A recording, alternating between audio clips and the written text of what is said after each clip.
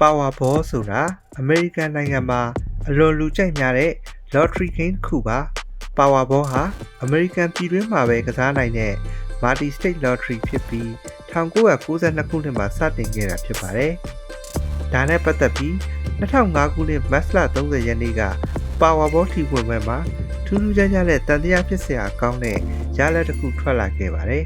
။အဲ့ဒါကတော့ Powerball နောက်ဆုံးကဏ္ဍတွဲတစ်ခုကလွဲပြီးကျန်တဲ့ကဏ္ဍတွဲ5ခုစလုံးအတိအကျတူနေလို့ဒေါ်လာ3သိန်းစုပေါက်တဲ့သူစုစုပေါင်း130ဦးလောက်ရှိခဲ့တာပဲဖြစ်ပါတယ်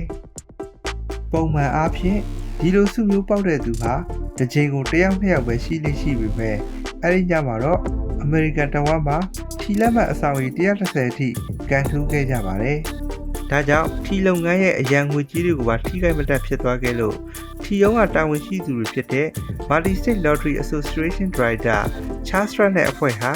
ချက်ချင်းပဲလိမ်လည်မှုတစ်ခုခုဒါမှမဟုတ် System အမှားတစ်ခုခုဖြစ်နေပြီလို့တန်တရားဝင်ပြီးအကြီးအကျယ်စုံစမ်းစစ်ဆေးမှုစတင်ခဲ့ရပါတယ်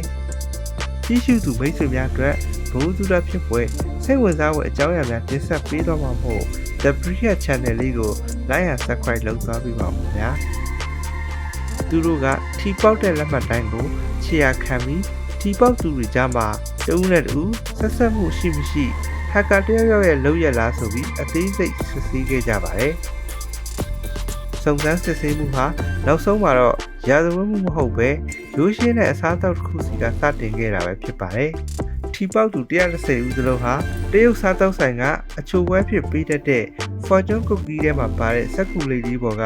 ကဏ္ဍတွေကိုယူပြီးထိုးခဲ့ကြတာပဲဖြစ်ပါတယ်။အဲဒီ cookie တွေအလုံးဟာ Wonder Food ဆိုတဲ့နယူးယောက်ရှိကုမ္ပဏီကြီးတစ်ခုတည်းကထုတ်လုပ်ဖြန့်ချီခဲ့တာဖြစ်ပါတယ်။ဒီကုမ္ပဏီကအမေရိကန်မှာအကြီးဆုံးဖြစ်ပြီး Fortune Cookie တွေကိုထုတ်လုပ်တဲ့ကုမ္ပဏီဖြစ်ပါတယ်။ကုမ္ပဏီဟာအဲ့ဒီ lucky number တွေကိုထောင်နဲ့ချီတဲ့ cookie တွေပေါ်မှာထက်ခါတလဲလဲရိုက်နှိပ်ခဲ့ပါတယ်။အဲ့ဒီရက်ကထီပေါက်တဲ့ကဏ္ဍ၅လုံးဟာသူတို့ရိုက်နှိပ်တဲ့ကဏ္ဍနဲ့တိုက်ဆိုင်သွားခဲ့တာဖြစ်ပါတယ်။ cookie ပေါ်ကကဏ္ဍတွေဟာရှေ့ကဏ္ဍ၅လုံးနဲ့အပြည့်အဝကိုက်ညီခဲ့ပြီး Powerball တစ်လုံးနဲ့ဝဲသွားခဲ့ရပါအဲဒီကနေပဲဒီကုမ္ပဏီကိုရော်ချင်းဝင်ပို့ကုန်ကြအောင်လုပ်လိုက်သလိုဖြစ်ခဲ့ပါတယ်။ဘာကြောင့်လဲဆိုတော့ဂျက်ပေါ့စုတာအကုန်ပေါက်ခဲ့ရင်စုငွေဒေါ်လာ 25.5 သန်းကိုလူ130ဦးကခွဲယူရမှာဖြစ်ပါတယ်။ငါးလုံးတူစုကတော့ပေါက်တဲ့သူတိုင်းကိုတတ်မှတ်စုကြီးအတိအကျပေးရတာဖြစ်လို့ငွေပိုကုန်ကြစီခဲ့ပါတယ်။နောက်ဆုံးတော့ထီရုံးကတာဝန်ရှိသူတွေဟာဒီကိစ္စဟာလိမ်လည်မှုမဟုတ်ပဲ